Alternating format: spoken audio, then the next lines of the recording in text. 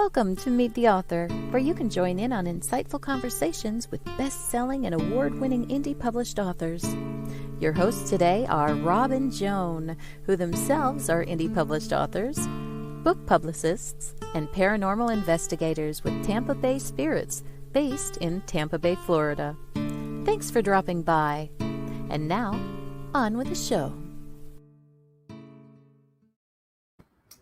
Hi, everybody. Who are you? I'm Rob. You forgot that part. You forgot who I am.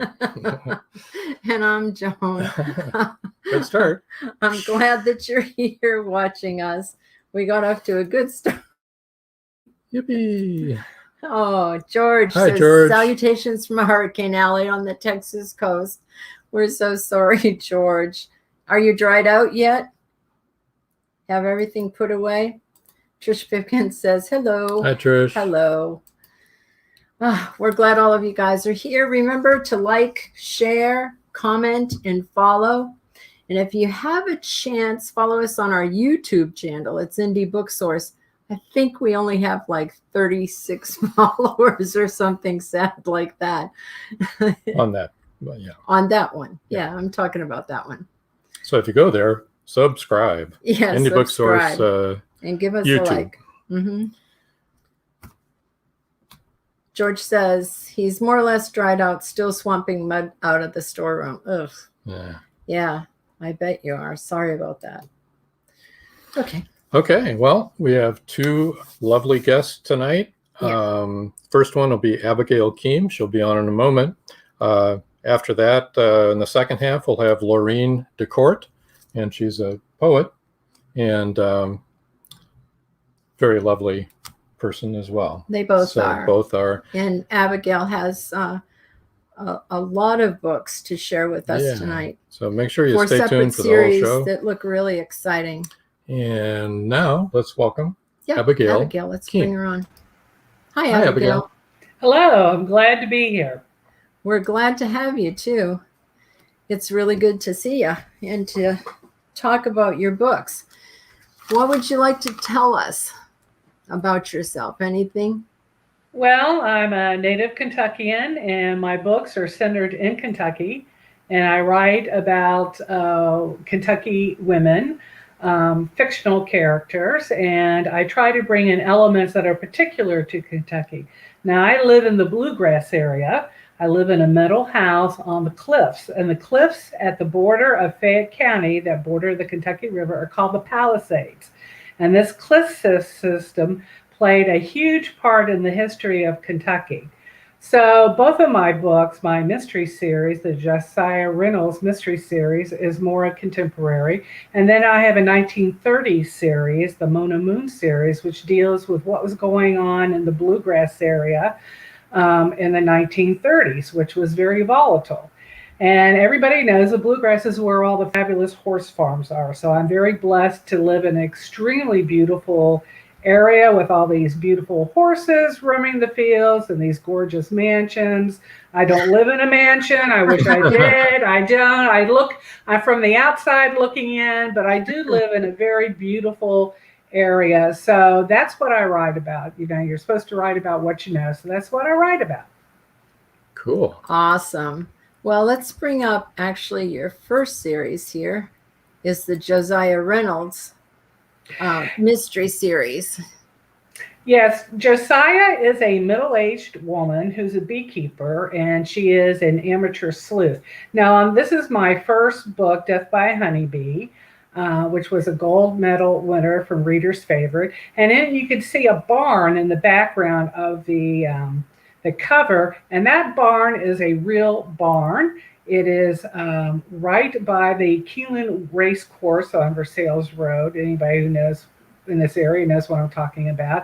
And it is the most photographed barn, sketched, painted barn in the state of Kentucky. And you will see it on other authors' covers, such as J.R. Ward. And I just had to have that barn on the cover. I just had to have it because it's quintessential bluegrass. Yes. You're supposed to write about what you know. And I was a beekeeper, a professional beekeeper for many years. And I sold my honey at the Lexington Farmers Market. And then I retired from doing that. And I started writing about a middle-aged beekeeper who was a sleuth. So, and I put a lot of honeybee information and how you keep bees in it. And I try to do it in a way that's informative and not boring, I hope. And I write these little mysteries that have a lot of history in them and a lot of Kentucky culture in them. And I'm on my 16th one. Wow. I didn't know if it was going to take off or not, when I wrote this. I kept dreaming about this woman.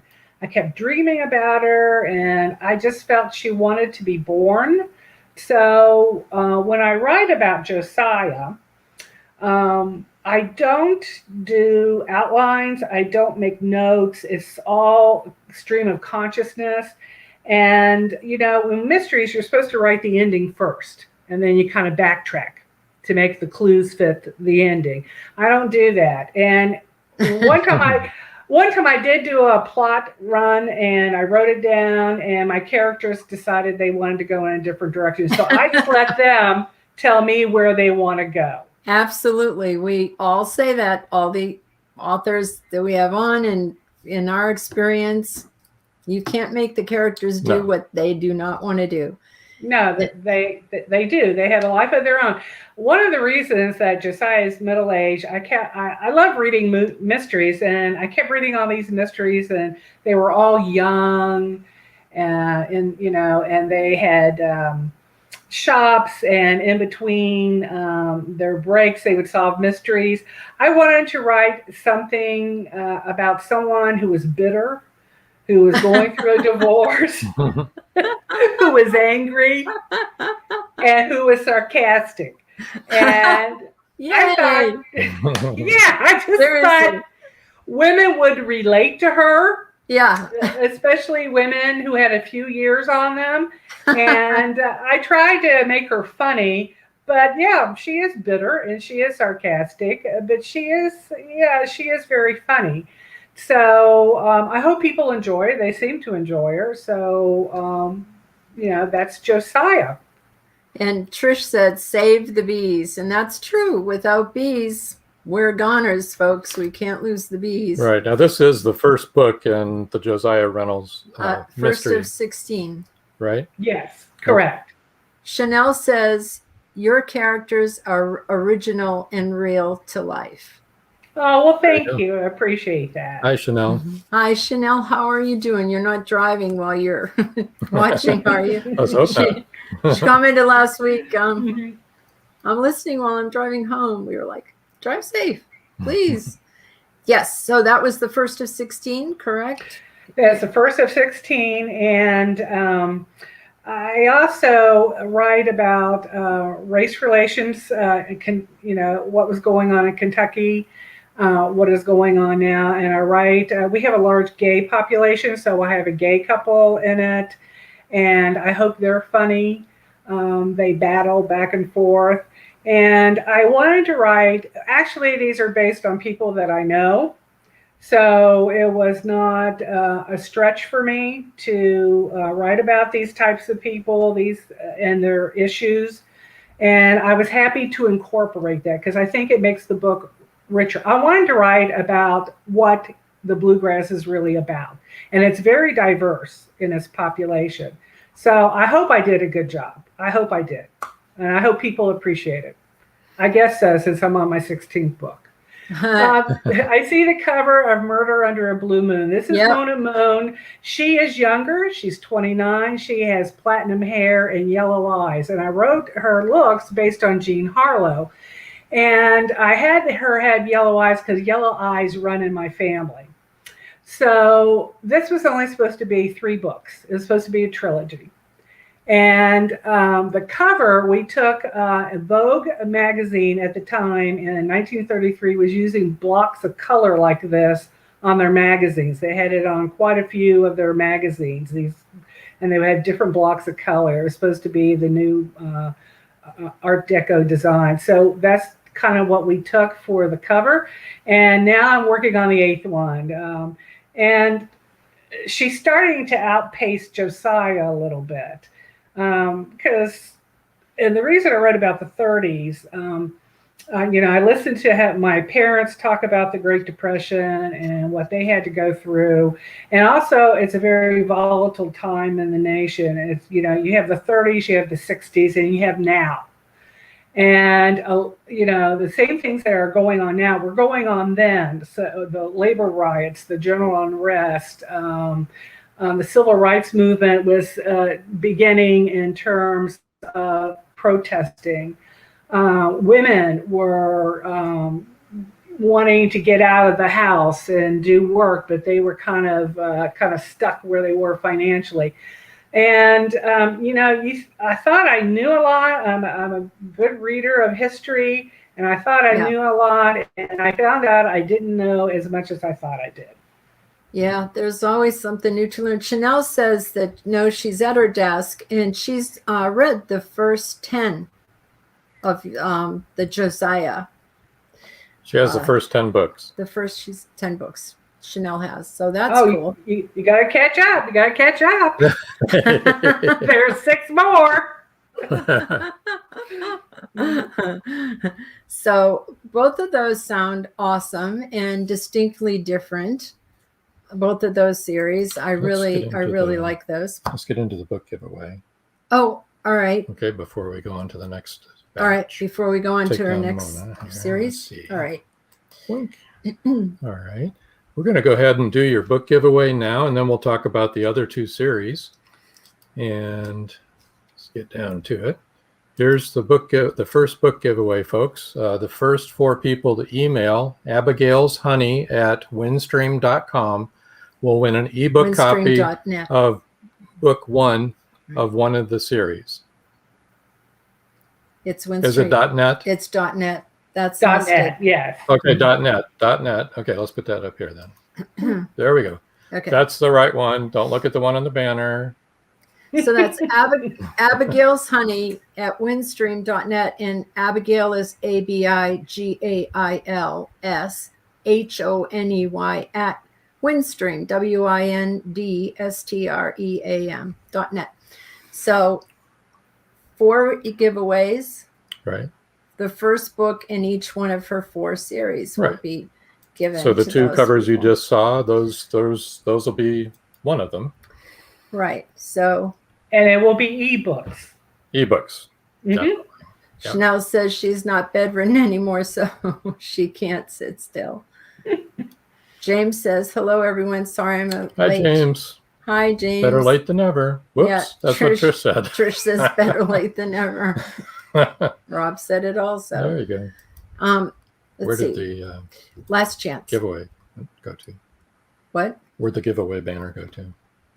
The giveaway banner? Yeah. It came off when I put up the book. There you go. Okay, Last Chance Motel. That is a happily ever after sweet romance that I wrote. I wrote 5 books in it. It takes place in Key Largo. Again, it centers around a middle-aged woman whose husband divorced her. Her life is, she feels like she's drowning. She goes to Key Largo on a lark, and she ends up buying a rundown hotel, and she tries to renovate it. I love Key Largo. I go there all the time, and there definitely there really is a last chance motel there. And I don't know if it's been torn down or what they've done to it. I haven't been down since the pandemic started, but I just wanted to write sweet little stories. They're more novellas, and as the stories go along, they get more and more magical. The last one is called The Mermaid's Carol, and it's about a mermaid. A woman's marriage is falling apart, and the legend is if you hear the mermaid sing, you get to make a wish. And she does hear the mermaid, and you think she's just imagining it, but at the end, the mermaid does pop up. So they're little magical stories, little feel-good stories you can read in a couple hours. But they were a lot of fun to write, and It's a little vacation read. Is it different characters in each book? Yes, each Okay. book is a different person that comes to the motel. Oh, okay. So it's kind of like a Last Chance for Love at the Last Chance Motel, centering around people Yes, who visit there. and they had That's different great. problems. You know, when you write about murder all the time, which is a very dark subject, Yeah. even though the books are light and funny, it's Yeah. still a very dark subject. I wanted to write something that was a little more life-giving, Less, a little lighter. little less dark, a little easier to write all the time and go over it 15,000 times and redo it and Yeah, and I not didn't have to sit do in all that research. murder.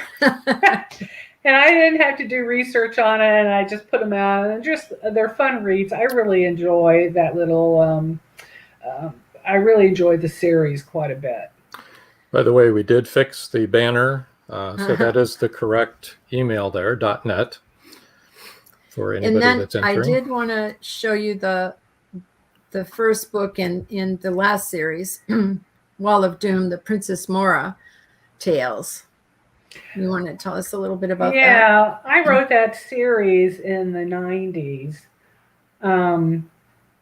I love reading fantasy, and I really enjoy writing fantasy. And I tried to get the whole series published, but in the 90s, it was very male-oriented, and I just could not break that wall. So when I started publishing myself, I published the books myself. And I don't know if I'll go back to writing fantasy, but I really, really enjoy it. And I really think the series is very good. Chanel wants to know, is the hotel, going back to Last Chance Hotel, is the hotel like the Song Hotel in California? No. It's a real hotel that you can leave. Yeah, you can leave these hotels. These are happily ever ending. I don't think Hotel California. No, I don't think that's a happy ending there. No, it did not. But it's also not like the Muppets Hotel, right? No, it's not like that. No, okay, good. I'd kind of like to stay at the Muppets. The Muppet one looked kind of fun. Yeah, I agree, 100%. Well, I want to let people know how they can reach you. Yes. So Abigail's Facebook is Facebook Abigail Keam. That's really easy, folks. So it's ABIGAIL KEAM. And that's how you can reach her on Facebook. And look at this, easy peasy. Twitter is at Abigail Keam. I like this, the way this is going. Instagram is Abigail Keam. You're on a roll. You're going to be able to remember how to reach her. There you go. And her website is www.abigailkeam.com. So just think Abigail Keam, whichever part of social media you're on, look her up on her website. Only the email is different, and I imagine that comes from when she was a beekeeper before she became an author. That is correct, yes. By the way, I have to tell you, we only eat raw, unfiltered honey. That's all. We didn't eat anything else. Hamburger, Really? nothing else. It's the only kind of honey that we eat. Yeah. Really love it. Tastes so good. It is a battle to get people to understand. Leave the dandelions in your yard. They're not weeds. They're very useful plants. Leave the clover, white Dutch clover, in your yards. You know, you all are we're similar ages. And we remember everybody had clover in their yards. And you wanted clover in your yards because it attracted bees, because everybody had gardens. And actually, white Dutch clover seed was mixed in with the grass seed. So I tell people you need to leave these plants in your yards, because when the spring comes, these are the first plant that honeybees go after to get nectar from. And Kentucky produces over 30 different types of honey. It's some of the best honey in the United States, and it is goes anywhere. The color and the taste depends on the nectar, and it goes anywhere from what looks like water, it's clear honey, to black, which is buckwheat honey. Now, the clear honey is black locust honey that the trees bloom in May. And if you can harvest that honey before the clover nectar comes in, it is clear. And it's very thin and it's a very sweet honey. The buckwheat honey is black, it's very thick, and it's kind of bitter tasting. I don't care for it, but it has a lot of antioxidants in it, and people will buy it to eat it for the antioxidants. They buy it for health reasons. And in between that, you have all colors of red, yellow, and brown honey. And yes, always buy from your local beekeeper. Buy, as you said, raw unfiltered honey. Do not buy honey that has been cooked. It is absolutely useless to you. Yeah, and it doesn't taste good either, but it doesn't help your body. Whereas if you buy local raw unfiltered honey, it's going to help you to resist certain germs and stuff like that. Chanel says her grandfather was a beekeeper and grew strawberries for his bees. Yeah, did you know him? Is that what attracted you to her books, Chanel, I wonder? And then she says best honey was his. Oh yeah, of course it was your grandfather. Mm-hmm. Yeah, and he grew strawberries. I bet that was really sweet honey. So you've got a new book coming out next month. Let's give people a peek. October 18th there. Yes, Death by Chance. It comes out October the 18th. And as I tell you, I take elements of what's going on in Kentucky and incorporate them into the storyline. And this is about agate hunting and Civil War reenactment. And it culminates in a Civil War costume party. And that's Josiah with her English Mastiff, Baby. And I based Baby on the English Mastiff I had. She was about 200 pounds, and her name was Belle. She's passed on for many years now, but I miss her terribly. But I relive her when I write about Baby in these books. And every time I see an English Mastiff, I just go crazy. I have to pet it. I have to pet it. I have to go visit it. But I wanted to show you, Kentucky's very well known for agate. And agate is a mineral, and it comes in geodes that looks like this, and you slice it. Wait a minute, let us take the book down. There we go. Oh, okay, I'm sorry. And That's okay. You slice it, but it's a geode, and you find it in streams, and it's different colors. But you want the ones, the most popular ones are one with red in it, and this is what they are polished for jewelry. See the red? Can you see the red? Very easily, yep. It's in the middle, down at the bottom. Yeah, and you see how it's polished. Yeah, and that is used for jewelry. And I was very fortunate to work with a man called Roland McIntosh, who is the #1 agate hunter here in the bluegrass. And I think in Kentucky, he's written books and he gives lectures on agate. So I learned quite a bit about the agate business from him. So I just took what I learned and incorporated it into the book. And it was a lot of fun to write.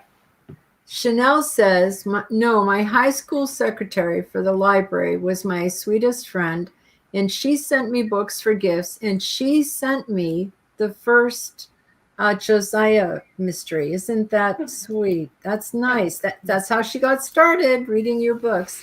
Oh, that's great. And George says the ancient Egyptians thought honey was a magic food, great for hangovers. That would be magical. Yeah, my mother used to polish stones, agates, and make jewelry. Uh-huh. Yeah, she had she had the machines and all the that. rock tumblers. Mm-hmm. We have a store in downtown Lexington. That's all they sell is agate jewelry. A whole store divided. It's becoming extremely popular. And I've got quite a few of these little gems, but I really need to have jewelry made of them. I have rings, but I just wanted to write because it was something unusual to the area. But your friend that talks about Egyptians, one of the George, one of the in the cartouche for Pharaoh is a honeybee. It's considered royal, and also Alexander the Great's body was encased in honey to keep it from putrefying, because honey is a preservative, and his body was smeared with honey, and that's one of the little known facts about honey. There you go. Chanel says she sells rocks and crystals, which actually we knew about Chanel. Oh, okay. That's really awesome, Chanel. And James says, and honey tastes good with peanut butter. Yes, it does. It tastes really good. And Chanel says she has jewelry made from many different rocks and crystals. Yeah, it's really fun. And George Dismukes, the one who was talking about the Egyptians, he's an author also, and he has a movie coming out. Yeah. Siren Song. So before we run out of time, you also have another book coming out in December. But George did want to say this, that you know your history. There you go. He says, yep, the lady knows her history. Oh, thank you. I try to be accurate. We love that. We really do. Yeah. Okay. And the last one, which is the one coming out on Christmas Day, if I remember correctly, it's another Mon Amour mystery series. Yes, as I told you before, I was only going to write 3, and it became so popular. And people were saying, "Well, when's the next book coming out?" And I was thinking, I hadn't planned on. So we're now on book number 8, and I guess I'll go to 10 on this. But I don't know. I enjoy writing about her so much in the time and what was going on. I can't say I'll stop at 10. I don't know. You better ask your characters when they want to stop. Yeah. So, right? Yeah, and we kept the same theme, the blocks of color for each book. We just changed the colors, so it has a branded look to it. But I tell you, the 30s were really raucous, and there were so many interesting people and so much going on in Kentucky and the nation as a whole. And it's just a very interesting time to write about. Mm-hmm. The cover looks very retro too, I must say. I really like the way that it looks, the color blocking and stuff. Yeah. And Chanel says honey has no expiration date. If it dies, it's not real honey. And that's true, because you can keep it forever. So who does your covers? Well, my husband did these covers. Oh, brilliant. Yes. Brilliant. He did a good job. I love that. It's so retro looking. He did those covers because we didn't want to invest a lot of money in the covers because we were only going to do 3 books. There you go. You have to pay a lot of money for covers. Yes, you do. For the other books, the Josiah books, I have a local artist do that, and that is Cricket Press. And I had seen their posters around town. They just did posters. And I emailed them and I said, have you ever done a book cover? Because I wanted something very unique looking and that was different from other people's mysteries covers that I had seen. And one of the artists, it's a wife and husband team, said, no, we've never done a book cover, but we'll give it a shot. And I kind of give them a vague idea of what I want, and they conjure up a book cover for me. And I can say this is the 16th one that they've done. And I go back ever so often, and I, as authors do, we have to upgrade the back and front matter. And then I change the colors, not the colors, but the covers. And every cover that they change or redo or whatever, it's fabulous. It's just... the covers just get better and better. I'm very pleased. And it's Cricket Press. It's very nice. Is it like cricketpress.com or? Yes. Okay, cool. If anybody's looking for a cover. If anyone's cover. looking for a cover. You bet. Trish Pipkin says, yes, people have eaten 2,000-year-old honey. I love that, she says. Yes, that is true. It never goes bad. Yep. Imagine eating food that's 2,000 years old. I don't know. I don't know if I do that. I'd have to think twice about that. I think that happened to me at McDonald's one time. Is that? 2,000-year-old honey at McDonald's in one of those little packets. There you go. That's not really honey. Yeah. Now, I do want to tell your listeners, when honey crystallizes, which it does, that is a natural process of honey. It will get real thick and grainy, kind of crystallized. It's not bad. It's just going into another state. Now, most of the world eats crystallized honey. It's only in the United States we only eat liquid honey. If you don't like that crystallized honey, again, it is not bad. All you need to do is take the bottle and put it in the dashboard of your car on a sunny day. And if it's a plastic bottle, keep an eye on it, and the sun will reliquefy it. You can There you also go. nuke it in the microwave. I've done that. Yes, you can do that. I remember when I was a kid, I had whipped honey, Yeah. and that was a real treat to have that on toast. That was great Yeah. because it melted on there. It's great. Yummy. Anyway, we're going to need to go to commercial now. And when we come back, we will welcome Loreen and talk with her. And thank you, Abigail. Stay right where you're at. Yeah, don't go away. And here we go.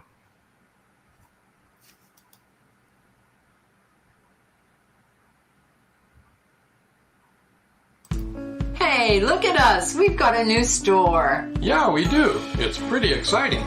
What can you find there? We have a number of designs available on t-shirts, hoodies, coffee mugs, laptop and phone cases, pillows, and new designs are coming in all the time. Sounds like a great place to shop for authors and readers. Yeah, and it's easy to find. It's simple. Just visit indiebooksource.com, click on the store tab, and you're there.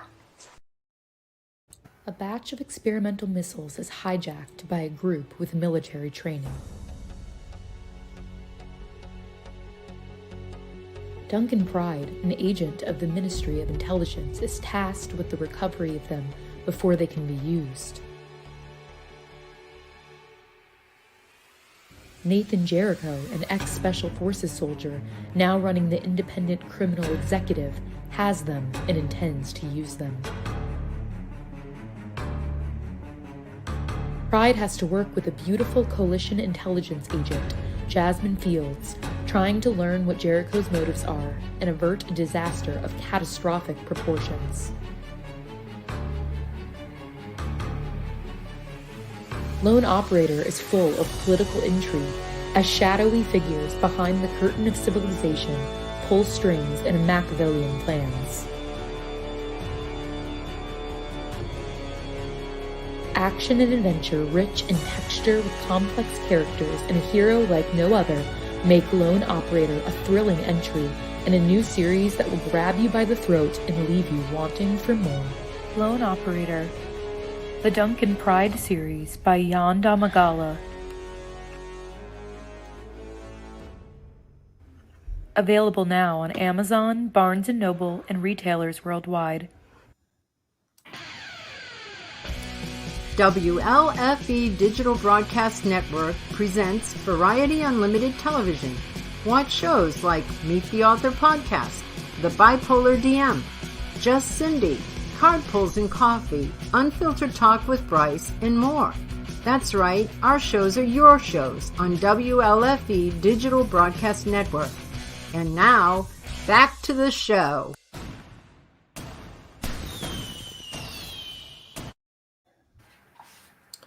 Hi, Loreen. Welcome. Hi, thank you for having me. Thank you for being on. How are you doing tonight? I'm fine. That's good. Now, Loreen, could you kind of tell us how you wrote your book, or why you wrote your book, or what prompted you to write your book? Let me see how many different ways I can ask that question. You only have to answer it once. Okay. I wrote my book, as the name of the book is Notes on the Train, and I actually wrote it riding on the subway back and forth from work. I was in therapy at the time, and I was unable to express the thoughts and feelings that I had in a very constructive way. So my therapist suggested I started journaling it. So I started writing down what I was feeling in poetry form, and that's how I got a collection of poems. And the book, actually, I wrote it 25 years ago, but I lost it because I had the hard copies on a disc, and I was thinking disc will be around forever. At that time, you probably thought that. Didn't we all, right? Yeah. But I was unable to open the disc, and I lost the hard copies through moving and life changes and everything. But I had the foresight of putting the hard copies into the Library of Congress Copyright Office. So someone suggested, why don't you see if they still have it? So I wrote the Library of Congress 2 years ago, last year before the pandemic started. And they said, well, there's a pandemic going on. there's no one in the office. We're all working from home, but as soon as someone can go in, we will look and see if we have your material. And then 8 months later, along comes a envelope from them, and all my materials is in it. So I quickly transposed it into a computer version again and published it. Wow. That's wonderful. That's a I great didn't know story. that story. That's really cool. By the way, Darlene Marsh says, hi, Loreen. Hi, Darlene. Mhm. I assume she's a friend of yours? Yes, that's my sister-in-law. Hey, Darlene. Welcome. Yeah, welcome to the audience. Glad that you're here. And don't you have short stories also in your book? Not just There are also poetry? short stories, mostly poetry, but there's a couple of short stories. There's a short story that was about a person riding the train, coincidentally as I was, and the things that went on in his adventure, by him trying to be a nice and kind person and how it worked against him in the end. And there's another story about a conversation between two chess pieces. Wow. Hi, Darlene. She says, my favorite about the man on the train. That's your favorite story, I take it, Darlene. Yeah, that's the one I was just describing, yeah. Right. Yeah, maybe I didn't hear you correctly. You said two chess pieces. Yes. Which ones? The king's pawn, and actually it's the player and the pawn. The player and the pawn are having a conversation. The pawn is telling the player that they are trying to battle the same battle and still going with the same plan, and it's going to end up badly, and you need to change where you're thinking and how you're going. And the player is steadfastly holding on to the idea that no, I'm not going to change it. And the pawn is saying, please, if you change it now, things will be better in the end. And the player is like, no, I know what I'm doing. And the player loses the game. And then he starts off the next game the same way that he did before. And the pawn is like, okay, well, here we go again. So that was a story which is talking about the futility of beating your head against the wall and not trying to make yourself grow from the experiences that you get in life and learn from the mistakes. So that's where that one came from. There was a moral to this story. There you go. Yeah. Poor pawn. Poor pawn. Well, and Darlene said, my favorite about the man on the train. Yeah, I had said that already. Cool. I don't think Rob's paying attention to me tonight. Nope. Husband's prerogative. Yeah. There you go. You understand. Well, it's fascinating to me that you wrote all of this 25 years ago and then decided to publish it now. Now that you've gone through the horrors of publishing your first book, do you think you'll write any more? Yeah, I have a short story that I started writing also, Good. and I've been working on it. It has nothing to do with self-growth or anything like that. It's a fantasy novel about dragons and maidens and how we as a people can battle with prejudices and misconceptions and how we can rise above it. Sandy Wills says, sounds like a great book. I love the chess piece perspective. Me too, Sandy. And Sandy, Sandy also is an author. Thank you. Trish Pipkin says, ooh, dragons. Sandy writes just things about light and things from light and from above. I'm kidding. I'm kidding. We know that you like to write dark novels, Sandy. So let's go ahead and get you're going to do a book giveaway. And let's go ahead and get that out there. The book giveaway for Loreen is the first 4 people to email Loreen de Kort at hotmail.com will win an ebook copy of Notes on the Train. Okay, so let me now put out all of your all the ways that we can reach Loreen. It's Facebook, author Loreen de Kort. Let me put that up there. There you go. Facebook author Loreen de Kort, AUTHORLOREENDEKORT. That's her Facebook. Twitter is Loreen de Kort. This is such an easy night. I'm liking it. Instagram is Loreen de Kort. There we go. Oh, this is great. Email is loreendekort@hotmail.com. Yeah, this is a fabulous night. Let me tell you, my job is easy tonight. Sandy thought what I said was funny about her books being so light. Yeah, light and lively. They're Yeah. not. So we talked a little bit before the show that you might be willing to read a little bit of your poetry. Okay, I would. Do you still want to? Okay. Yes. Oh, that'd be great. If I would read the one on the pawn.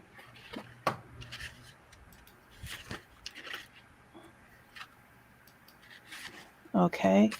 It's called Life as a Black Pawn. Okay. Forgive my reading. King's pawn to king 4. Okay, here we go again. If you listen to me this time, things might be different. Shut up, I know what I'm doing. Rook's pawn to rook 4. No, you can't do this to us again. Just listen to me, please. Leave me be, I'm on top of it, I said. Rook's pawn to rook 4. Queen's bishop to bishop 3. Quick, it's happening again. Can't you see it coming this time? Just listen to me for once. Stop trying to run my game. I can do this myself without your help. Rook's pawn to rook 4. King's bishop to queen's bishop 4. You can still save this thing if you act now. I said, leave me be. What do you know about this game? You are just an insignificant piece in the game. You don't have the know-how or the experience. Just sit there until it's your turn. This is my life too, you know. What you do will affect us all. You are not in this alone. Just let me help. That's all I ask. Just listen to me, please. What could you do to help? Move the knight before it's too late. Why would I do that? What would I gain from it? Please believe in something. Believe in someone. You can listen to others without losing yourself if you only will trust a little. I don't need anyone's help. I'm on top of it. Queen's knight to pawn 4. Queen to king's bishop 7. Checkmate. It wasn't my fault. He cheated. Life's a cheat. Play again? I'm going to beat this time. I won't give up. Neither will I. King's pawn to king 4. Rook's pawn to rook 4. Sigh. Wow, that is good. And it's deep. Deep. Yeah. That's deep. That's really a great piece of writing there, Loreen. That's really good. I hope it wasn't confusing with me speaking to different people in the poem. No. Okay, good. No. Trish says, I would listen to the pawn. The player didn't because of his pride, so he lost. Yeah. That's right. That's Exactly, yeah. Yep. And with all the stuff going on with COVID Right now. certainly hits home. It does. Yeah, we're like you said, we're not in this alone. That's what your character said. We're not in this alone. You're not in this alone. Right. And that's the truth. None of us are in this alone. I wish we could. Sometimes it's very hard to ask for help. I think it's really hard to ask for help. I think it's much easier to give help. But it's hard to, well, that's a pride thing, like Trish said. Darlene thinks that was a great selection. I do too, Darlene. It was really good. Thank you. So we talked about covers. How did you get your cover? I love your cover, by the way. I love that one too. I wanted a cover that captures the feeling of the material inside. And so I asked my sister, Lisa Dotson, who is also an author, for suggestions for photographs, which I wanted her to be on a train. I wanted it to be a girl, and I wanted it to be rainy because that would show the feeling of depression and and also, but has changed. Rain brings flowers and brings bees, which brings honey, which which is a little bit of hopefulness in it. So that's why I wanted to have that image on the cover, and that's not me.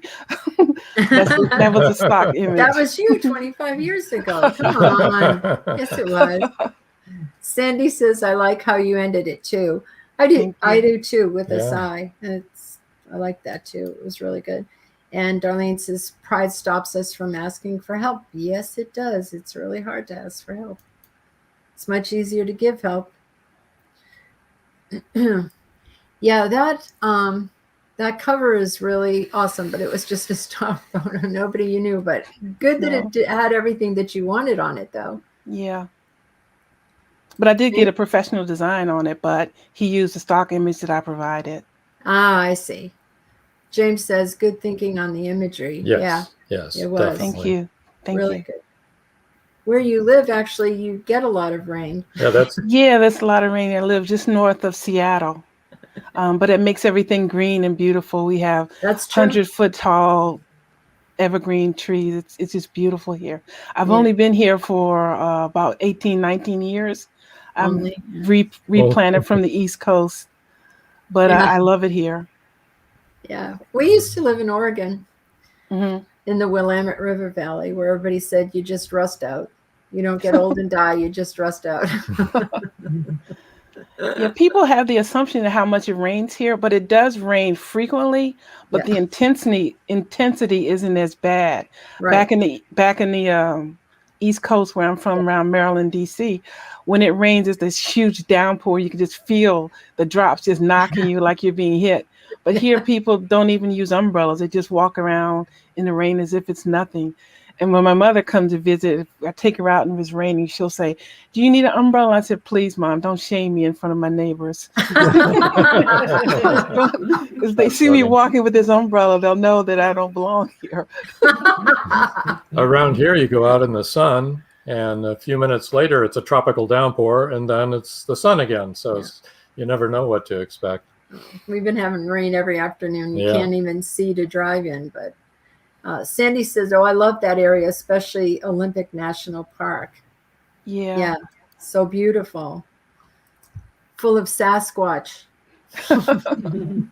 Yeah, we have mountain ranges on both sides of us, the valley that we're in. So when you're going to the east, you see a mountain range, and when you go to the west, you see another mountain range. And because they're very tall, they still have snow on them. So it's a really breathtaking view while you're driving. Always, huh? And you can see Mount Rainier from about everywhere. So you're supposed to watch the road, not the mountains. not the mountains. Well, I usually spend my time in the passenger seat, so it's okay. Okay, then you can do that. Looking out at the raindrops on the window. Yeah. Alicia said she's in Maryland and it's been raining on and off all day. Yeah, that gets old really quick, right? It does. Yeah. Right, Alicia? It's like we spent some time in Maryland too, didn't we? Yeah, we've lived everywhere. Yeah, just about. They'll catch us. They'll catch up to us one day. No, just kidding. We've never lived in Kentucky. No, we haven't. We've driven through Kentucky. We've driven. It is really beautiful. You've lived in Kentucky, Loreen. Yeah, I did. My husband was stationed in Kentucky in the Army, so we were there for about 1.5 years. It is so pretty, isn't it? Was that Fort Campbell? Fort Knox. Fort Knox. Oh, okay. Garden the gold for us. Good deal. Darlene says, yes, Alicia, it's been raining on and off here in Bowie, Maryland. Ah, another Marylander. Must have a special on Maryland today. It's called Loreen. There you go. There you go. That's so, Loreen and Abigail, do you guys have any questions or comments to each other? Well, I was going to ask Loreen, it sounds like you have quite a few authors in your family. Would you like to expand on that, please? Yeah, my sister Lisa, she writes romance novels, Lisa Dotson. And my oldest sister Linda, Dr. Linda Curitin, as we take to call her now since she got her PhD, she writes leadership books. And then there's me with my poetry book. My brother's not an author yet, but he is a musician, and he has a CD out now that he's working on called Firstborn. He's a jazz musician. He's very notable in the Washington, D.C., Maryland area. And what's his name? David Marsh. David Marsh. Okay. Mhm. Everybody look up David Marsh and check out his music. Buy a CD. There you go. Yeah, It sounds like Firstborn. It sounds like you come from a very artistic family. No kidding, Yeah. right? Creative, Yeah. right? Yeah, we are very creative. We are very into creative experiences. We grew up on Star Trek and watching that and the love of science fiction, and I think Star Trek gave me an experience that I can step outside of what people think is normal and think outside the box a little bit. That's where a lot of my poetry comes from, thinking outside the box and envisioning things in a different way. Like there's one of my poems about a homeless guy who's talking to a pigeon, and the pigeon is talking to him, and I'm the observer of the conversation between the two, and how a talking pigeon would relate to homelessness, and a donut is an interesting allegory, but it worked together in the poem, and is one of my favorites. Trish says Star Trek is awesome. It was way ahead of its time. Totally And was. Trish, I guess it was before the show that we were talking about Star Trek, actually, Mhm. because Yeah, James Yeah. Kirk. we're. I guess we better not Yeah. get into that again. But we are all Trekkies here, so it's exciting for me because I love science fiction. Alicia says, yes, it's very old, especially being stuck out in the rain for over 30 minutes with no umbrella or shelter waiting for a ride. Yes, that does get old, and you can get soaked. Old and wet. I'd like to thank Abigail for what she said about honey. I've been throwing out honey for years because I was always told when it went granular, that's when you had to throw it away. It was no good. So thank you for letting me know that my honey is still good. You can eat crystals. Yeah, you can eat it that way, but I don't prefer it that way. I prefer the liquid, but most people just throw it out and it's perfectly good. Yeah. And Sandy Will says The Trouble with Tribbles. I mean, that was one of my favorite episodes. It was very fun. I love Trouble with Tribbles. Yeah, who could not love The Trouble with Tribbles? That was hilarious. That was really great. And that was when they dumped all the tribbles in the Klingons' spaceship. Right? Yeah. The old Klingons that used to look like Okay. They explained the change in the Klingons in Discovery. Was it Discovery? Yeah. No, Enterprise. They explained why the Klingons look different. Yep. Yeah. Yep. And the new series. Yeah. Darlene mentioned something I was going to ask you about. Loreen also makes the most beautiful greeting cards. Yeah. Tell us a little bit about that. Oh. I started making greeting cards about 12 years ago. My daughter asked me to go with her to Stampin' Up! Retreat where she would learn how to make cards, and I was like, I don't want to go. She said, oh, come on, go with me. So I went with her, and it was such fun to make cards and be creative using just paper and ink. Wow. So she didn't care for it, but I did, and now I send out greeting cards to all my family and friends. And throughout this pandemic, in fact, I sent out Happy Mail, which is once a month. I sent a card to everyone on my mailing list, about 85 people, to send them a card to cheer up and keep their spirits up throughout the pandemic. And so I ended up sending about 1,500 to 1,700 cards since last year. How long does it take you to make a card? Depends on how detailed I want to go, but you can take an hour or so for a card, and it doesn't take a lot of time and effort to make, but when the people get a handmade card, they really appreciate it. And it's easier to get up and go to the dollar store and buy a 99-cent card. And people say, oh, it's a card. They shake it to see if money falls out, and then they move on.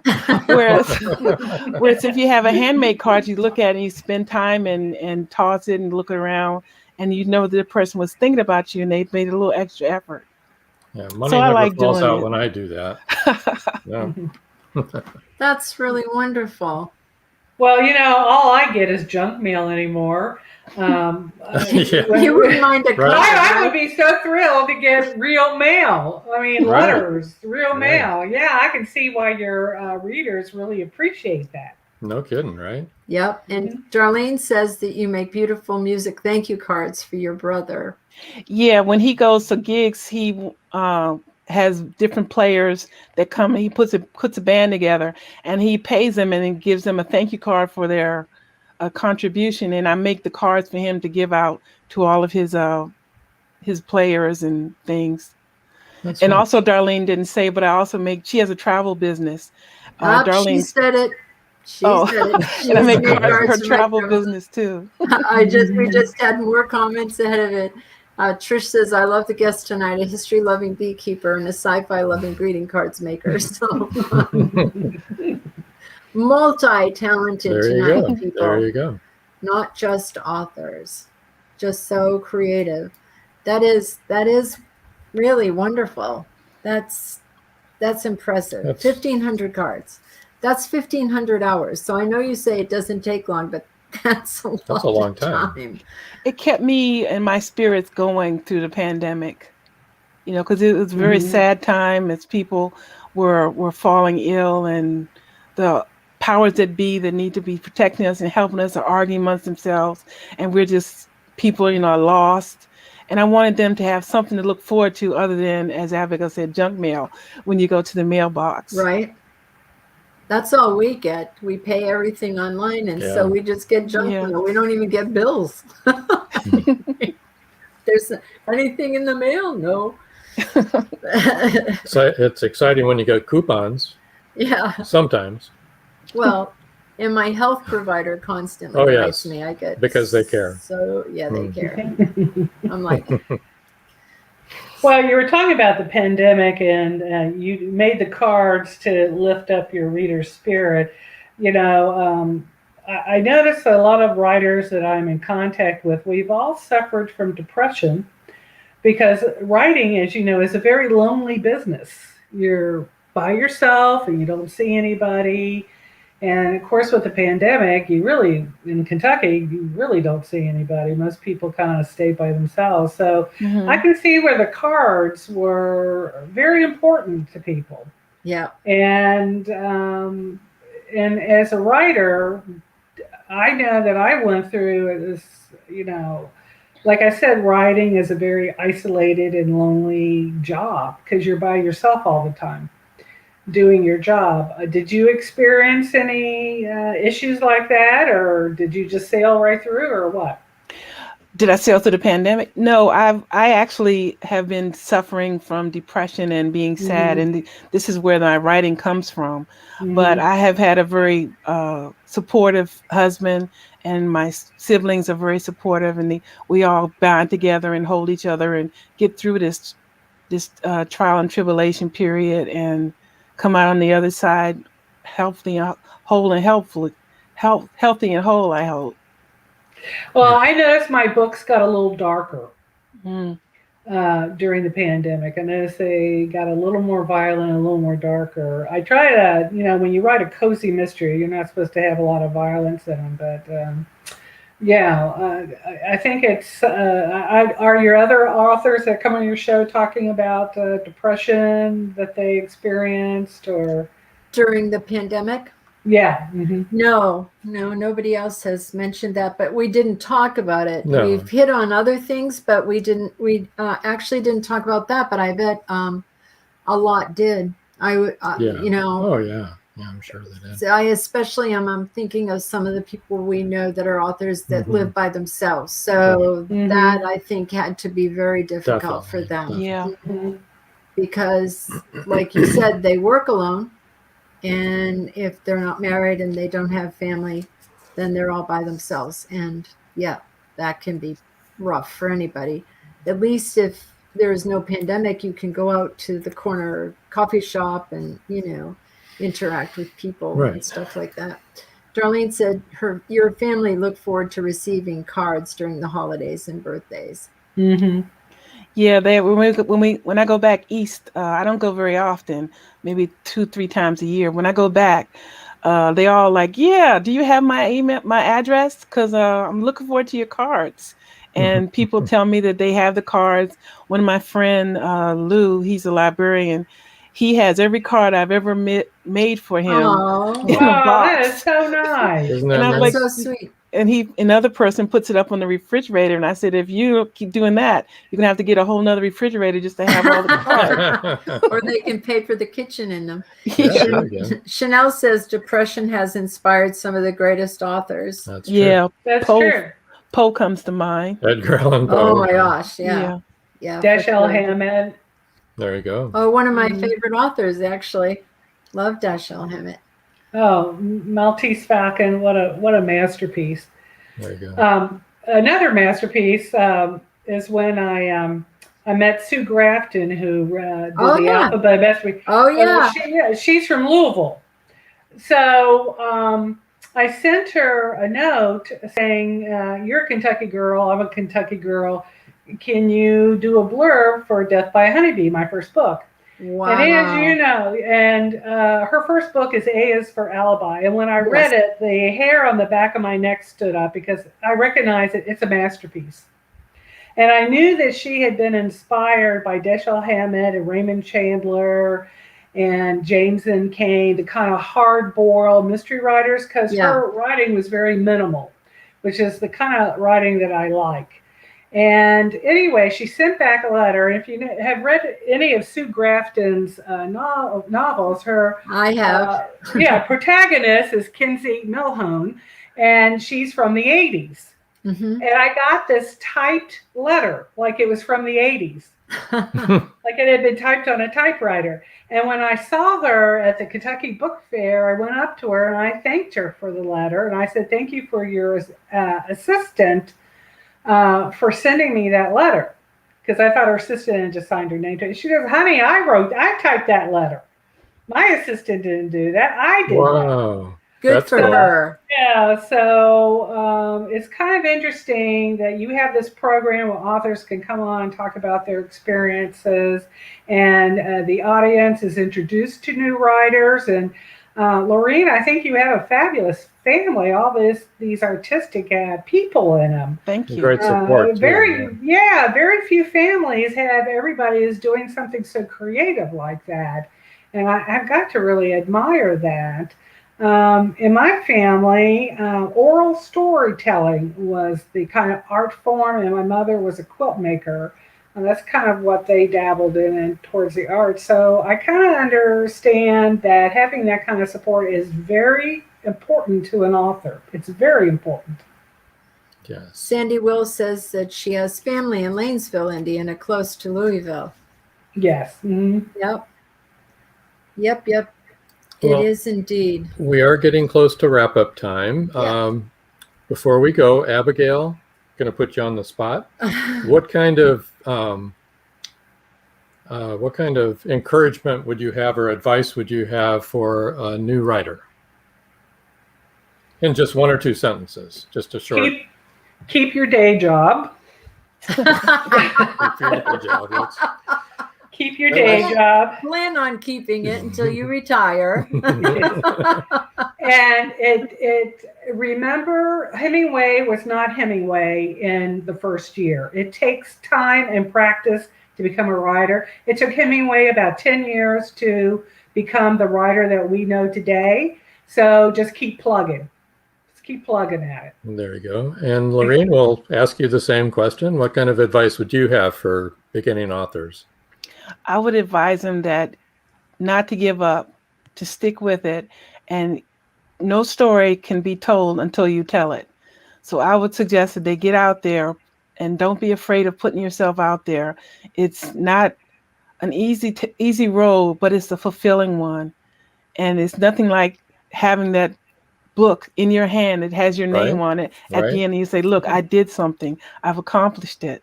That's right. And it's going to be there forever. It'll be there forever, yeah. And it is in the Library of Congress. There you go. I mean, it's going Thank to be goodness. there forever. It won't be. I mean, right. ours are too, and Yeah, that's good. That's what you're leaving on this planet. Darlene says she's so proud of you, Loreen. Thank you, And then Darlene.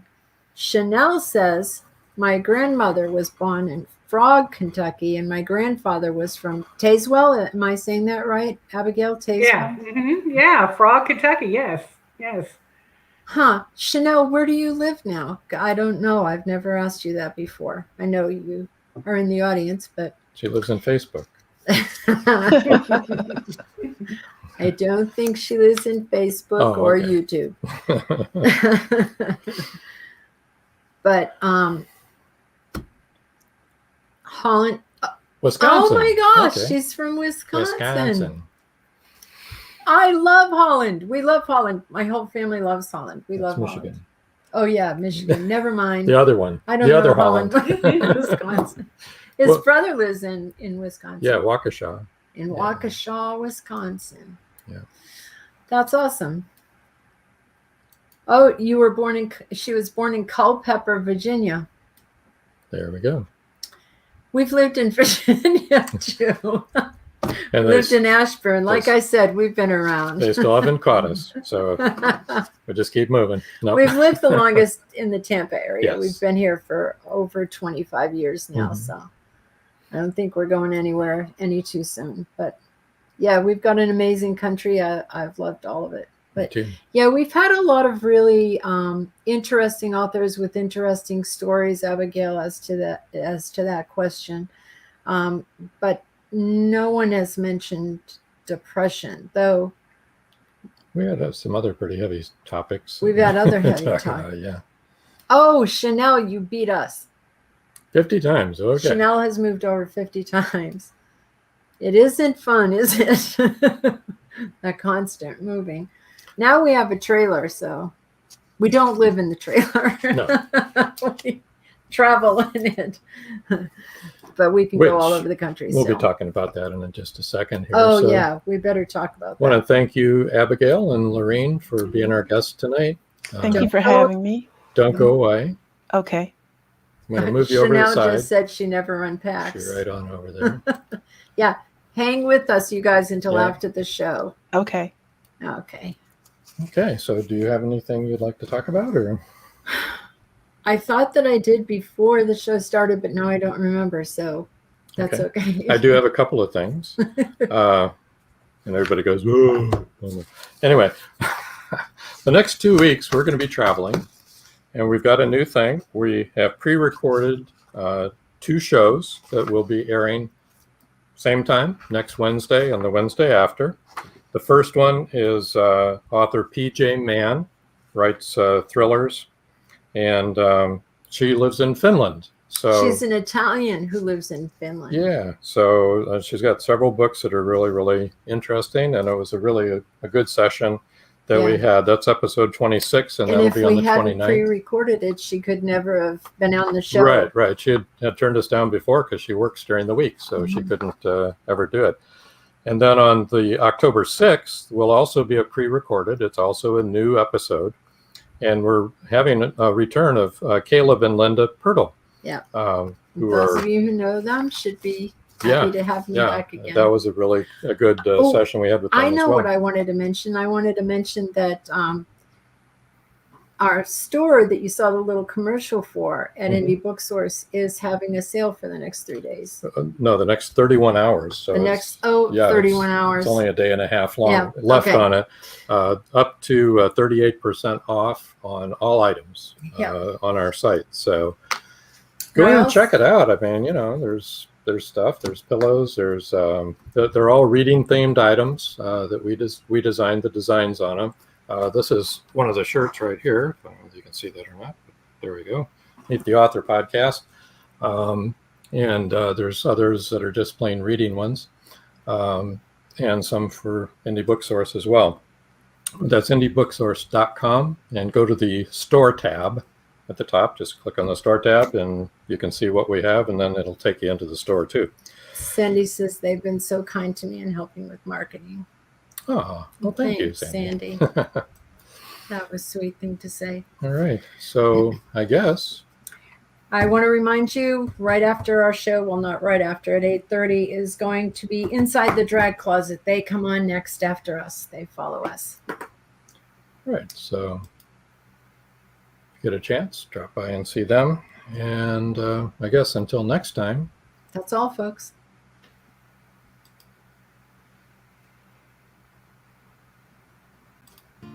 Thank you for joining us here on Meet the Author. Make sure you stay up to date with our show by clicking like, follow, and share. And you can find us on Spotify, iTunes, and more. See you next time on WLFE-DB.com.